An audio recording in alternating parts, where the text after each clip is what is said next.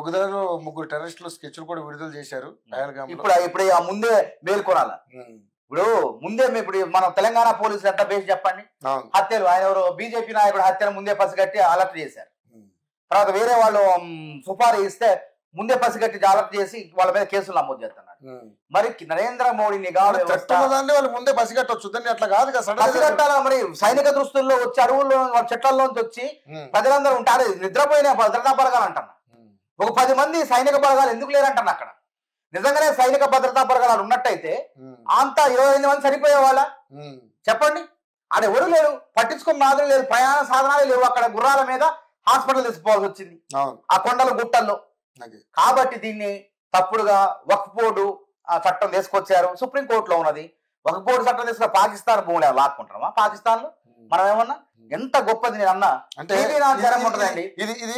ఇది కేవలం ఒక ముస్లిమానికి సంబంధించినటువంటి వక్ఫ్ బోర్డు భూములని వాళ్ళకి సంబంధించినవి కాబట్టి దాని మీద ఏదేమైనా కూడా వాడు గుర్తుపెట్టుకోండి. మీరు అలా అంటున్నారు. ఒకటి అలాంటి బెంగళూరులో ఒక మహిళ జై పాకిస్తాన్ అని మాట్లాడినప్పుడు ఏం చేశారు? శిక్షించాలి. అట్లాంటి ఇదే అసలు ఇండియాలో ఉండి ఆయన ఒక 10 గంట టైం ఇస్తే మొత్తం అందరూ చంపుకుంటూ పోతారు. ఎవరండి మరి జైల్లో పెట్టింది ఎవరు? బీజేపీ. అసలు అక్బరుద్దీన్ ఓవైసీని జైల్లో పెట్టింది ఎవరు? నరేంద్ర మోడీనా లేదా కిషన్ రెడ్డి పెట్టిండా? కాంగ్రెస్ ప్రభుత్వం కిరణ్ కుమార్ రెడ్డి ఆదిలాబాద్ జైల్లో మత విద్వేషాలు రెచ్చగొట్టే విధంగా మాట్లాడితే ఆదిలాబాద్ జైల్లో పెడితే వినిపించింది ఎవరు? బీజేపీ ఎంపీ రఘునందన్ రావు కాదా? ఎవరెవరు ఒకటి కదా, వాళ్ళు ఒకటి, 2 మత పార్టీలు. ఇదేమో కాషాయ రజాకార దరం.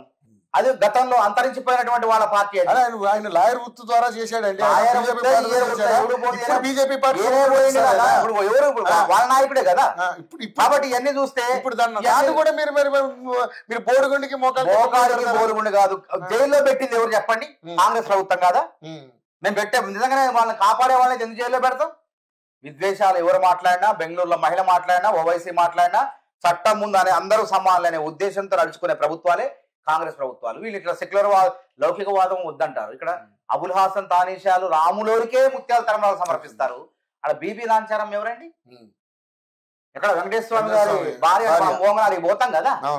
మరి బీబీ లాంచారం పెట్టుకొని ఈ దేశంలో వేరే వాళ్ళు ఉండొద్దు, హిందువులే ఉండాలి అని అంటే ఎట్లంటే అసలు అది?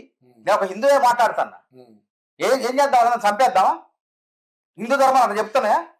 హిందూ ధర్మాల్లో 10 మంది బతికేయాలంట, ప్రాణం పోయాలంటాను. అహింసో పరమో ధర్మ అంటే హిందూ ధర్మాలు మొత్తం కూడా పురాణాలు, ఇతిహాసాలు. అవసరం వచ్చినప్పుడు శత్రువులు యుద్ధం చేయాలా?